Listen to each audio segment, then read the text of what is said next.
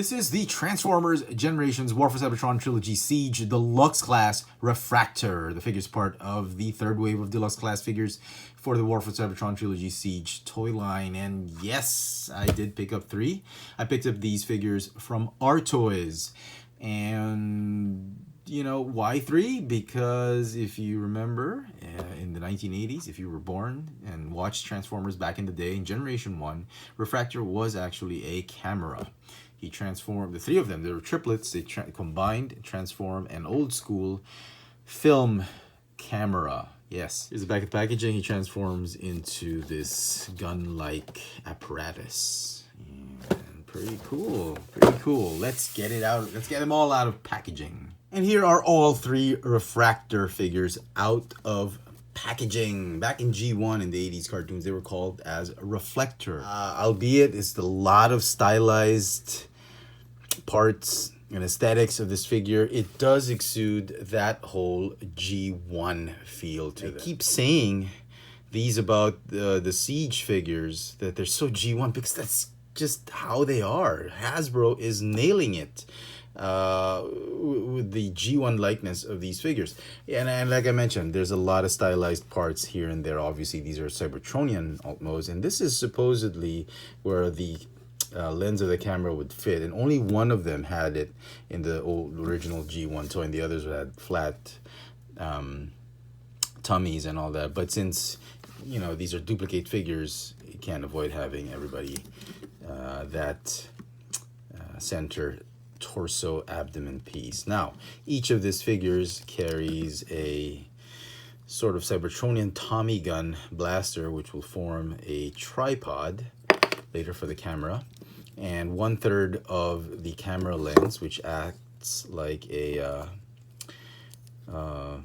anti-riot blast shield, SWAT police shield or something like that. And as you can see, there's the glass for the lens and the adjuster for the aperture. The Hasbro's doing their best to bring back that G1 look to these Siege figures, and yet at the same time giving them the Cybertronian feel. So really nice.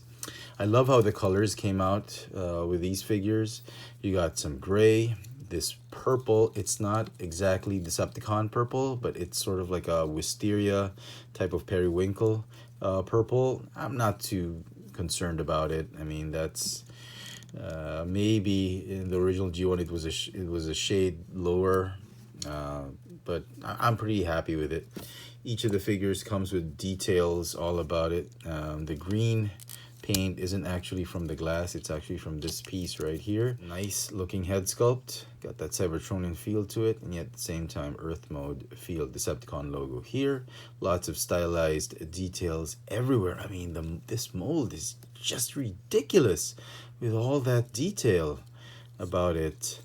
Again, more details here, more silver paint apps, hardly any quality issues to note. It's a perfect figure. I checked every single one of these figures. Paint is perfect. Articulation for the figure, the head can go up and down because of that hinge, and go left and right. I think it's a ball joint, wiggle sideways that way. It's got a ratcheting waist swivel, heavy ratchet right there, just a single 90-degree ratchet. And the arms can go this way, that way. Interesting. Bicep swivel, you already seen that. Double jointed elbows, maybe because of transformation. No wrist articulation except for this up and down hinge because of transformation. Hips can go this way, do the splits, perfect 180 degree. Go forward like that. Thigh swivel, double jointed, single jointed knee, 90-degree bend. Toes can go up and down, and that signature Siege ankle rocker joint. And for size comparisons, here they are with the big 3 of the Decepticon Armada: Megatron, Starscream, and Soundwave, all Voyager class figures from the Siege line, and they scale wonderfully. I'm pretty happy with it. So let's transform Refraktor. So get rid of these pieces first. We'll do one to get him into his official alt mode. And to do that, get rid of this piece. Rotate the waist like that. You want to fold the fists back that way, like this way. Go ahead and rotate the head like this. Fold it down that way. And from here, rotate the arms this way so that that tab will tab in right there once you fold it backwards like that. Do the same on the other side. Fold it here, rotate, and then tab in. Okay, that's the back section. At this point, what you want to do is you want to open the landing gear like that. Rotate thighs like that. Should tab these legs together like that. Fold these right here, and then you want to get this torso piece or the ab piece, put it right there. That'll be like his boosters or propeller. You get one of the guns, the Cybertronian Tommy guns, and you tab it right here and on the other side as well, like that. Okay, and then this one, the chest piece folds out this way, and then this inner piece, it'll tab in to those slots right there. So I'll just get it in like that. And there you go. There is Refraktor as Thunder Sub. Hit the like button if you know the reference. It's sort of like a submarine, space submarine type of vehicle. I have no idea what that is. Much like Shockwave, Combiner Wars Shockwave. I mean, what is this? They're like space submarines. Okay, whatever. All right, now the instructions officially just tell you how to transform him into that official alternative. That's it.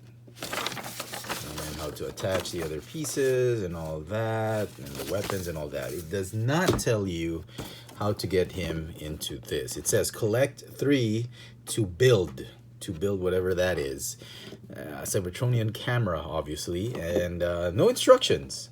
So you'll have to figure it out by just looking at the pictures if you've not seen anybody do it before. So lucky for us, I'm going to show you guys how to do it. You can easily intuit it, especially if you've had that Reflector toy back in the day. So what you want to do is you want to tab here, fold that back right there, okay?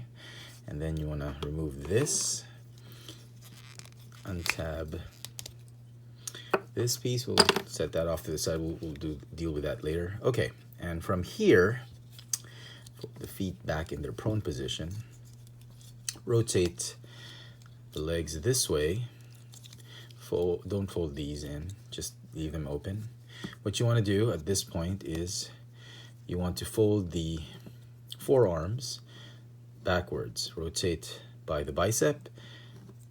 Okay, 1 notch. The first joint, the top joint right here, click it 1 notch like that. Not all the way up, okay? Just 1 notch right there. Don't worry, it ratchets. So it's a fixed position. It doesn't move or anything. And then this one, the lower hinge, you just put it that way. Do the same on the other side. Rotate and give it 1 notch.